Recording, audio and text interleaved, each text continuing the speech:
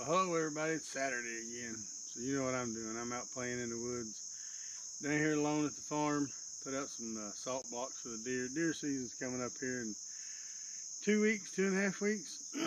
Trying to get ready. Luckily we got a pretty decent Saturday, about 81 degrees, a little chance of rain. We got an old shelter that we built back in the late winter, early spring. A debris shelter my son and I built, and my nephew. And we stayed down here. We built this reflector wall. Got a little sled I made out of a barrel. That's what the blue thing is. And we just did a debris shelter, laid on the ground, cooked, eat, stayed the weekend.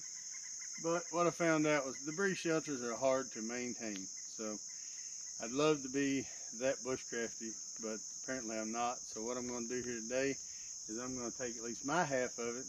I'm going to remove some of the, or all of the debris, and I'm going to remove some of the poles, and then I'm going to tie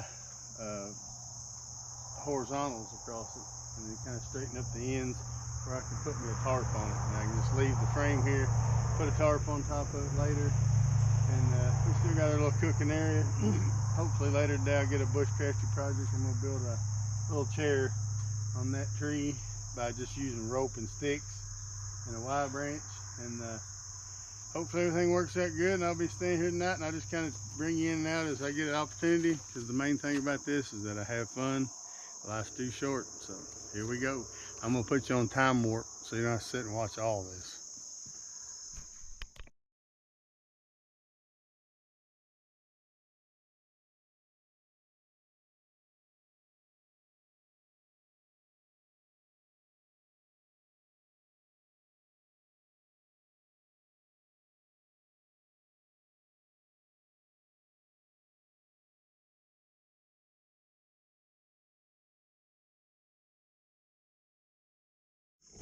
All right, well, that's what we got so far. Got it stripped down, got it to where I can actually do something with it. I'm gonna try to tie some horizontals across it to give the tarp some support in heavy rain weather. And then I'm gonna try to utilize those sticks that we got over there, log down, make me a bed, and then I can put that blue mat there, my wool blankie, and then just cover up with the woolby. I may have to cannibalize some sticks off that shelter there to make my bed, but we'll worry about that later when the sun gets back down. Hopefully he ain't too perturbed about that.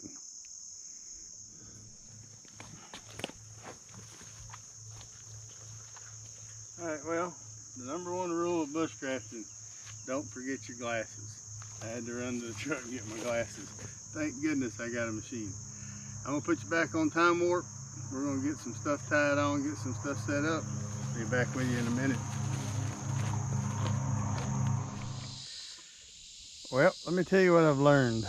I have learned that if you're gonna do bushcrafting, Kentucky is a bad place for it. Or at least this property we own is. It's primarily walnut, locust, hackberry, nothing straight. I went to try to get the poles scavenged off the shelter, and you couldn't make a raised bed out of them if you tried. So I've been over there for half hour cutting down some hickories, which is a good resource I didn't want to cut up. They're about wrist size, so I cut down 3 hickories. I'm gonna try to salvage enough out of them to make a raised bed. So I'll be back with you in a minute.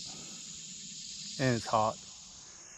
Well, I had one more thing. I noticed my battery percentage was getting a little bit low, so I had to figure out how to keep my camera running.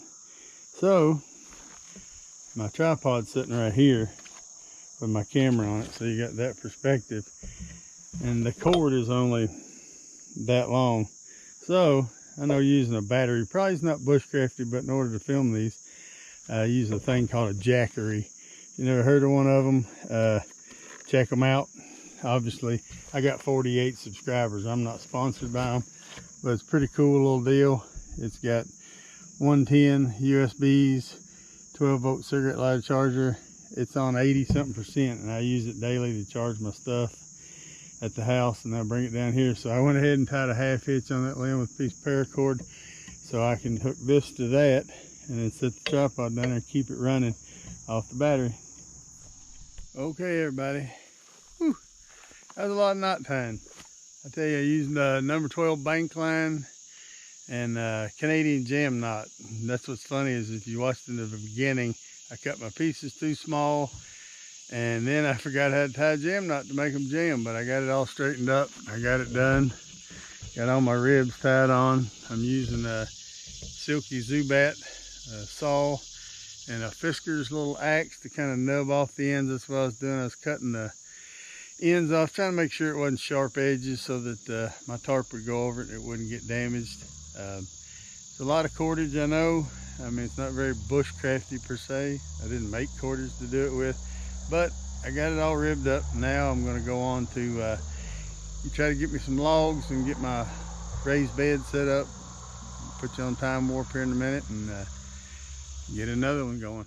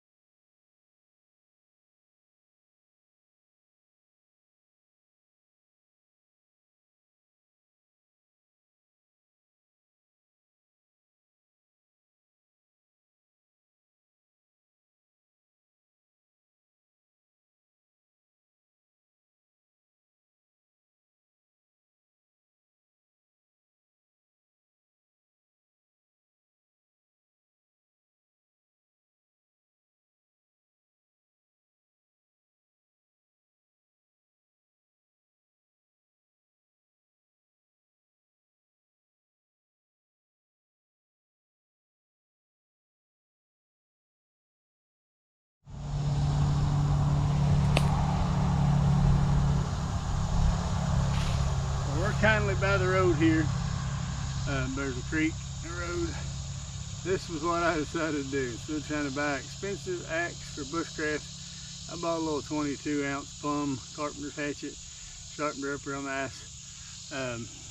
You know, it does what I need it to do: dry stakes, bust rock, de-limb, chop.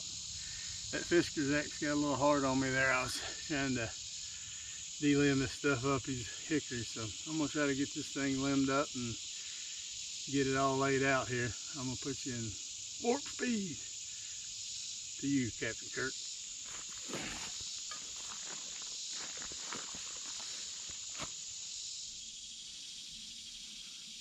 All right, okay, here we go. Time to give it a try. I ain't got it all staked out yet and 100% ready, but I went and cut a couple more hickory trees, throw them in the mix. Probably trim a few more limbs off the stubs off this thing. You're gonna give her a test lay. See if I think I can sleep here tonight or not. Let's give it a shot. Amazingly, not too bad. I'm a back sleeper most of the time, so I think I can do this. Get me a pillow. Oh yeah. I always think it's funny. Sean Kelly from Corporal's Corner always does the Burt Reynolds, so I figured I'd give y'all one. I know, don't imagine me laying here like Burt on a fur rug with no clothes on, because that might sicken you.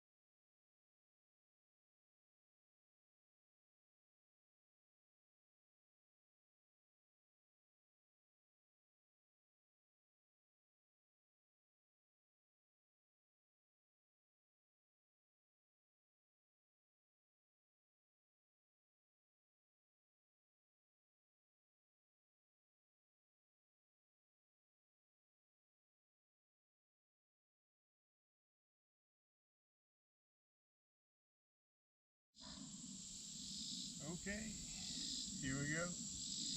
Well, we've got our shelter tore down. We've got our tarp strung up. We got our verticals on. Got our mat on our bed. Got everything going on. Here after a while, I'll put my wool blanket on here. I got a little woolby to cover up with. Got myself nestled in.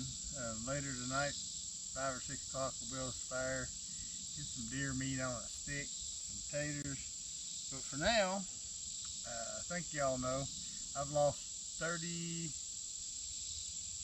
pounds, something like that. No, 42 pounds. Sorry, I've lost 42 pounds. Been on a no-carb diet. Well, every other weekend I get a cheat weekend. Well, guess what I'm doing this weekend? That's why it's so great. I'm cheating. I'm having Vanny sausages for lunch, some crackers which I haven't had in months, and after that I'm having me a nutty bar. So I've lost 42 pounds. I'm trying to keep it off, but it's in the diet. You gotta cheat. You gotta make your body think you're still eating. So I still got the big guns. Just trying to get rid of the gut. I'm gonna eat me some lunch. I'll get back to y'all in a little bit. Well, you want to see a happy, fat little bushcrafting man? Here it is. I'm down to the nutty bar. I don't know why I'm looking at my phone. I just remembered I can control my GoPro with my phone, so that's even cooler. Yeah, I'm not real good at this. You know, I mean, I'm like 3 or 4 trips in on doing this. I mean, I hunt and fish and do all kinds of stuff, but as far as trying to video and bring you all along, it's a different story. I got a lot of respect for the guys that do it. There ain't no doubt about it. So, but I just want to bring you back. I'm eating a nutty bar. First piece of sweets I've had in 2 weeks. Ooh, it's so good. Well, I said I was going to make a chair over there, but then the more I got to looking at it, the more I said, nah, it's too short. Got that little piece of roof over my head. I don't want to sit. I can just sit on my bed. This is kind of what I was going to do. I did this last time we was down here. Just a wrap and a frap tight around the back of the tree with your limbs kind of beat out in the front, and then you just take that bank line and tie it real tight, and that makes it bind against the tree. You can see where it's wore on that tree. And you just cut your 2 little wide branches and a stick and put them underneath, and it makes you a little spot you can sit down, or if necessary, you can sit down for other purposes.